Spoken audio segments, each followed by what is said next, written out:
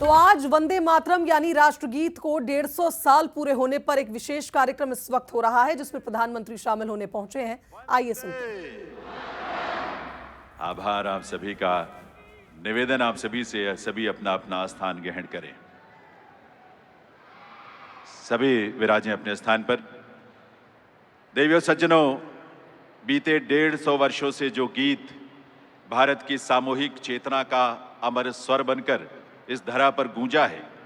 स्वतंत्रता पूर्व जो गीत विदेशी शासन के विरोध का स्वर बना और स्वतंत्रता के बाद जो देश की एकता का स्वर बना,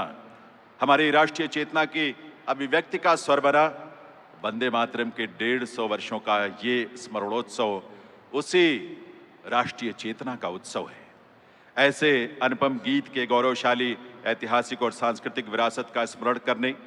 उसे नमन करने और प्रेरणा प्राप्त करने का ये पर्व है जिसका आयोजन भारत सरकार के संस्कृति मंत्रालय ने किया है। इस अवसर पर भारत के यशस्वी प्रधानमंत्री श्री नरेंद्र मोदी जी का शुभागमन हम सबके लिए गर्व की बात है। आइए आप सबकी करतल ध्वनि के साथ वंदन अभिनंदन करें माननीय प्रधानमंत्री महोदय का। इस अवसर पर मंच पर गरिमामयी उपस्थिति है केंद्रीय संस्कृति एवं पर्यटन मंत्री श्री गजेंद्र सिंह शेखावत जी की। साथ ही यहाँ विराजमान हैं दिल्ली के उपराज्यपाल श्री विनय कुमार सक्सेना जी और माननीय मुख्यमंत्री श्रीमती रेखा गुप्ता जी। आपका भी हार्दिक स्वागत अभिनंदन है। साथ ही यहाँ न केवल आजादी की अलख जगाई बल्कि लगभग 150 साल तो हमारे लिए वो जो एक तरह से मंत्र के नाते से उस 19वीं शताब्दी से शुरू हुई यात्रा गुरुवार रविन्द्रनाथ टैगोर ने 1896 में उसको स्वर दे करके पुनर्स्थापित करते हुए पूरे क्रांतिकारियों सहित सबके मन में जिस संकल्प की पूर्ति की, उसको बदलते दौर में हमने सबने भगत सिंह को फांसी के फंदे पे चढ़ते देखा, चंद्रशेखर आजाद को अपनी शहादत देते देखा। अलग अलग प्रकार के हरेक हमारे आजादी के संघर्ष में वंदे मातरम का मूल मंत्र जैसे जीवन प्राण बन करके हमको लालायित करता रहा। हमने अभी यहाँ इस कार्यक्रम के प्रारंभ में भी मैं माननीय मंच हमारे सारे मित्रों को धन्यवाद देता हूँ। माननीय मंत्री विश्वास जी, माननीय मंत्री कृष्णा गौर जी, माननीय सांसद आलोक जी, माननीय विधायक रामेश्वर जी, माननीय विधायक भगवान दास जी, महापौर जी, इस अवसर पर सभापति किशन सूर्यवंशी जी, सभी अधिकारीगण और आप सब। ये बात सही है कि आजादी के किसी भी संघर्ष में दुनिया का इतिहास रहा है, अमेरिका हो, इंग्लैंड हो, हर एक देश के अंदर जब आजादी की अलख जगती है उसका अंदर का संघर्ष अपनी मातृभूमि की तरफ गलत की तरफ बढ़ाता है। ऐसे में ये शब्दों की रचनाओं से नए प्रकार का स्पंदन होता है, नए प्रकार के मन में संकल्प आते हैं और हर एक व्यक्ति अपने देश के उस मूल मंत्र के आधार पर राष्ट्रभक्ति के गीत से अपने गौरवशाली अतीत के भविष्य के देश के लिए अपनी पहचान बनाता है। और यही कमोबेश हम हर एक देश के गीतों के साथ देख सकते हैं। अमेरिका का क्राइसिस वाला समय हो, इंग्लैंड का विद्रोह वाला समय हो, भारत का अपना हमने जब भी वंदे मातरम का आनंद भी देखा, लेकिन इस कार्यक्रम के प्रारंभ में कदम कदम बढ़ाए जा, खुशी के गीत गाए जा। ये जो हमारे भी स्वरबद्ध रचना को हमारे पुलिस बैंड ने जो प्रस्तुत किया,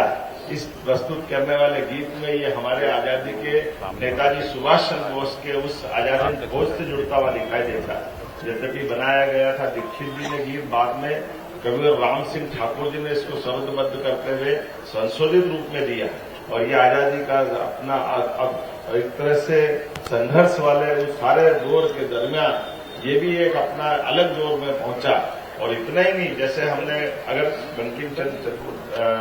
चट्टोपाध्याय जी की बात अगर करें तो ये संस्कृत के साथ जोड़ करके वर्णवाल जी ने सही कहा अपने भाषण में, लेकिन मैं उसी में ये बात भी बताना चाहूंगा, इस गीत की रचना में हमारी प्राचीन संस्कृति की त्रिदेवी कल्पनाओं को जोड़ने का प्रयास किया गया, जिसके माध्यम से एक तरफ हम अपनी दुर्गा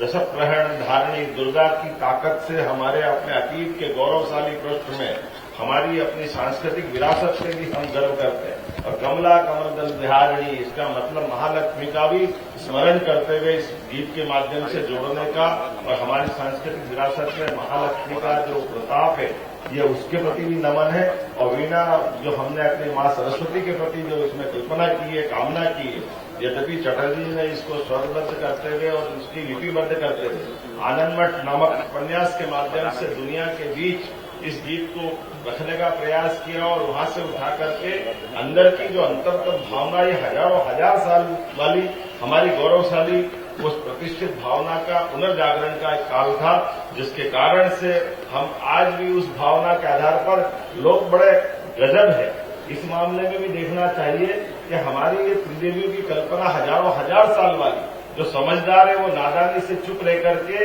हमने इसके कष्ट भी, जब आजादी के अलख में जिस मंत्र के रूप में ये सबको एक तरह से आंदोलित करता था, लेकिन आजादी के बाद देश के साथ जब हमारा अपना गीत का अपनाने का मौका आया तो कहीं न कहीं देश ने इसमें विभ्रमित भूमिका अदा की। बड़े कष्ट के साथ कहना पड़ेगा, आज वो दोबारा दोहराने की जरूरत नहीं, लेकिन वो दर्द तो सबके मन में होगा ही, जिस मूल मंत्र के बलबूते पर आजादी के सारे संघर्ष में बड़ी भूमिका हुई। और वो हमारे गीत 150वीं जयंती के अवसर पर हम बात कर रहे हैं, उस इतिहास को भी देश को जानने की आवश्यकता है। आज के इस अवसर पर मैं माननीय सरदार पटेल को पुनः स्मरण करना चाहूंगा, जिनका 150वां वर्ष है, जिन्होंने 1950 में फिर इस बात को स्थापित किया कि राष्ट्रगान और राष्ट्रगीत दोनों का महत्व होना चाहिए और दोनों पूरे देश के अपनाते हुए एक तरफ हम जनगण मन पे गर्व करते हैं, एक तरफ वंदे मातरम पे भी गर्व करते हैं। आइए हमारी अपनी इस गौरवशाली अतीत को जानते हुए हम सब भगवान श्री राम की जननी जन्मभूमिश्च स्वर्गादपि गरीयसी उस भाव के आधार पर वंदे मातरम का भी स्मरण रखें और हमारे अतीत के इस बहुत अक्षय नवमी 1857 में बनने वाले इस 1857 के आधार पर, माफ करना 1875 में बनने वाले गीत को 1857 की क्रांति से भी जोड़ करके देखें, जिसके कारण से भारत ने दुनिया का सबसे बड़ा गणतंत्र दिया, भारत की गौरवशाली अतीत पे हमको गर्व करने का मौका मिला। मैं प्रधानमंत्री जी को पुनः धन्यवाद देना चाहूंगा, जिन्होंने आधुनिक तकनीकों के माध्यम से भी पूरे देश को ऐसे सारे विरासत के गर्व करने वाले मौके भी दिए। जब हम 150वीं जयंती सरदार वल्लभ भाई पटेल की मना रहे हैं, तो हम अपने वंदे मातरम पे भी गर्व करके पूरे वर्ष के विविध कार्यक्रम जो इस 7 नवंबर से प्रारंभ होकर के 7 नवंबर 1926 तक चलेगा, 25 से प्रारंभ हुई यात्रा, जिसको अभी हम अपने 10 दिन के विविध कार्यक्रम में देखेंगे, फिर 26 जनवरी के आसपास, फिर 15 अगस्त के आसपास और वापस 7 नवंबर 1926 के आसपास, 2026 के आसपास, इस पे फिर वापस बचे हुए पूरे कार्यक्रम करते हुए पूरे साल की यात्रा संपन्न होगी। मेरी अपनी ओर से आज इस अवसर पर बैठे हुए सभी सज्जनों को, सभी बहनों को, पत्रकार साथियों को, आगंतुक अतिथियों को बधाई, बहुत बहुत धन्यवाद। धन्यवाद हमारे मुख्यमंत्री डॉक्टर मोहन यादव जी। वंदे मातरम के विभिन्न पक्षों को, उसकी आत्मा को जिस तरह से माननीय मुख्यमंत्री जी ने हम तक पहुंचाया, निश्चित रूप से बार बार ऐसी कविताएं, ऐसी मंत्र, ऐसी मैं माननीय प्रधानमंत्री जी का हृदय पूर्वक आभार और अभिनंदन।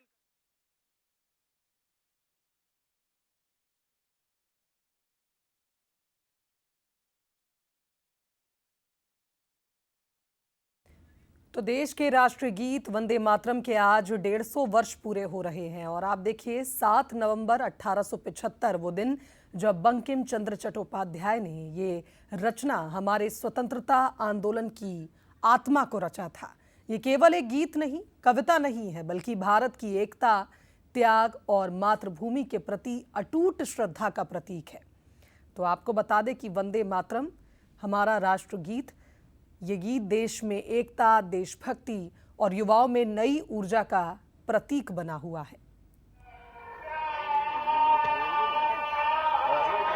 साइड से कर दे, एशियन के पीछे कर दे,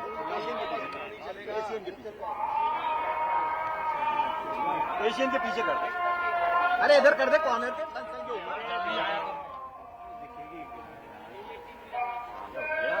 अरे आगे कर दो ना, हमारी आईडी ऊपर रखना, आवाज नहीं आएगी यार हमको। अरे मेरी आईडी ऊपर कर दो। हेलो, मेरी आईडी। तो अंग्रेजी शासन के खिलाफ इस गीत ने जिस तरह से आज़ादी की चेतना को प्रबल किया था, देश के वीर क्रांतिकारियों में मातृभूमि के प्रति गर्व, समर्पण और बलिदान की भावना जगाई थी। तो देशवासियों के दिलों में राष्ट्र प्रेम की लौ जगाई थी इस गीत ने, हमारा राष्ट्रगीत वंदे मातरम।